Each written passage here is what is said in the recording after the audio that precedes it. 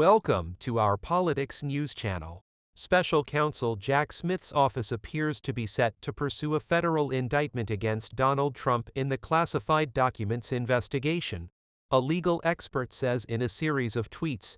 The former Deputy Attorney General Harry Litman has described how the case is charge-ready following major updates from the investigation into allegations the former president mishandled top-secret documents found at his station's seaside resort of Mar-a-Lago and would have thwarted the federal attempt to recover them.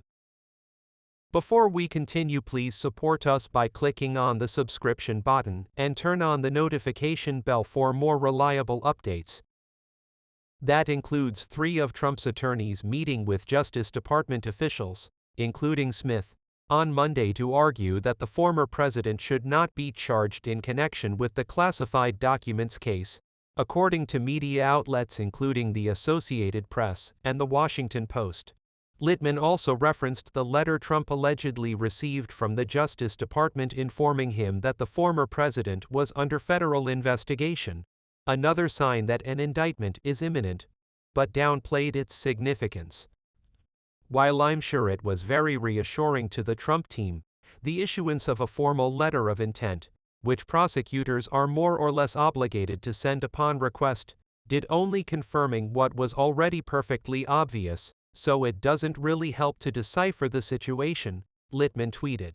The extent of the activity of the Florida grand jury, apparently in office since May 9, makes me think, like most of my colleagues, but I don't think that erases the importance of Monday's meeting, which in my experience only takes place when the case is ready to proceed.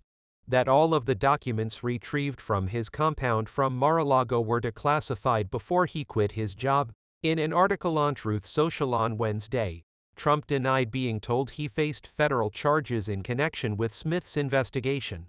"No one told me I was charged, and I shouldn't be because I have nothing wrong, but I thought for years I was an armed target of the DOJ and FBI, starting with Russia hoax, Mueller no collusion report, impeachment hoax 1, impeachment hoax 2, the perfect phone call to Ukraine and various other scams and witch hunts," Trump wrote. The grand jury hearing evidence such as part of the classified documents case has also sparked speculation that an indictment may soon be forthcoming. On Wednesday, Trump aide and former spokeswoman Taylor Budowich confirmed that she testified before a grand jury. Today, in what can only be described as a bogus and deeply disturbing effort to use the power of government to get Trump, I fulfilled my legal obligation to testify before a federal grand jury, and I answered honestly to all questions, Budowich tweeted. It was also reported that former Trump Chief of Staff Mark Meadows answered questions under oath related to the classified documents case, as well as the Smiths' investigation into Trump's attempts to nullify the 2020 election and the events surrounding the January 6 attack. Prosecutors hope to file a series of indictments against Trump in Florida, where the station is located, resort of former President Mar-a-Lago, as well as D.C., in order to eliminate a possible battle in court. Because these are complicated issues that can go either way, you don't want to risk spending the first year fighting for the seat, former federal prosecutor Randall D. Eliason told The Washington Post. The bottom line is that the location issues could be complicated and could easily lead to 2 separate indictments with different charges and/or different defendants in D.C. and in Florida. In his tweets, Litman said he didn't believe the Dodge would try to move the whole classified documents case to Florida because there's too much water under the bridge and that would represent a change. Radical in the plans, Litman he added.